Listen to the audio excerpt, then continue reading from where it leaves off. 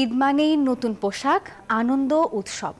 কিন্তু চারপাশের এই খুশির মাঝেও এমন কিছু মানুষ আছে যাদের জন্য ঈদ কোনো আনন্দই নিয়ে আসে না, বরং নিয়ে আসে আরও একদিন বেঁচে থাকার লড়াই। বলছি নতুন বাংলাদেশের হিরোদের কথা। হাসপাতালের বিছানায় শুয়ে থাকা সেই মানুষগুলোর ঈদ কেমন করে কাটছে জানবো ইমরান হোসেনের রিপোর্টে। ক্যামেরায় ছিলেন শেখ জালাল। ঈদের দিনে হাসপাতালের এই চার দেয়ালের মধ্যে নেই কোনো উৎসব, আছে শুধু নিঃশ্বাসের সাথে লুকিয়ে থাকা কষ্ট, বেদনা আর না বলা কান্না। এই হাসপাতালের বেডে শুয়ে থাকা প্রতিটি মানুষের জীবন বদলে গেছে এক রাতেই। কেউ হাত হারিয়েছে, কেউ বা পা, কেউ আবার শিখেছে নতুন করে বেঁচে থাকার লড়াই। এবারের ঈদে আমাদের একদম বন্দিখানা, জেলখানার মধ্যে, হাসপাতাল থেকে না পারি বাইরে যেতে, না পারি ফ্যামিলির সাথে কথা বলতে, ঈদটা নিজের মতো একদম হাসপাতালে থেকেই আমাদের ঈদ কাটানো হচ্ছে।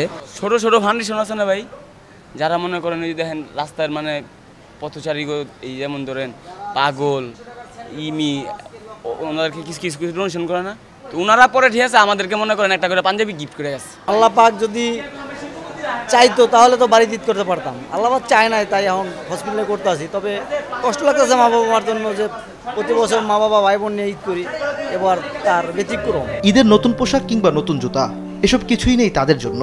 ঈদ মানে তাদের কাছে আরেকটা দিন বেঁচে থাকার লড়াই। পাও যদি ঠিকই আমি কাজ কাম সব করতে পারবো, ফ্যামিলি সারা নাইলে একটা বড় ঈদ কাটলাম, ওইটা বড় কথা না। বড় কথা হয়েছে যদি কেউ আমাদের সমন্বয়ক, যদি কেউ আমাদের দেখতে আইতে, তাহলে মনটা একটু খুশি দেখতে। আমাদের যদি এখন খারাপ লাগারই কথা, যদি এখন আফসোসই করি, তখন তাইলে আমরা কেন গেছিলাম ওইখানে, এটা ভেবে আমার খারাপ লাগে না। যে যদি খারাপ লাগে তাইলে আমার তো ওখানে যাওয়ার কোনো প্রয়োজন ছিল না, আন্দোলনে যাওয়ার কোনো প্রয়োজন ছিল না। হাসপাতালের প্রতিটি বেডে যেন এক একটা স্বপ্নের মৃত্যুর হাহাকার, মুখে সেই দুঃখের ছাপ স্পষ্ট। চাইলেই হাসি আসে না, শরীরে নেই কোনো অনুভূতি। এত কিছুর পরও জীবনযুদ্ধে ঘুরে দাঁড়াতে চান নতুন বাংলাদেশ গড়ার বীর যোদ্ধারা। জীবনের কঠিন বাস্তবতা হয়তো বদলানো যাবে না, কিন্তু আমরা যদি এক থাকি, এ কষ্ট কিছুটা হলেও কমানো সম্ভব। এসব আহতদের কষ্ট থেকে আমাদের শিক্ষা নেওয়া উচিত, ভবিষ্যতে এমন ঈদ যেন আর না কাটে। ইমরান হোসেন, নিউজ 24, ঢাকা।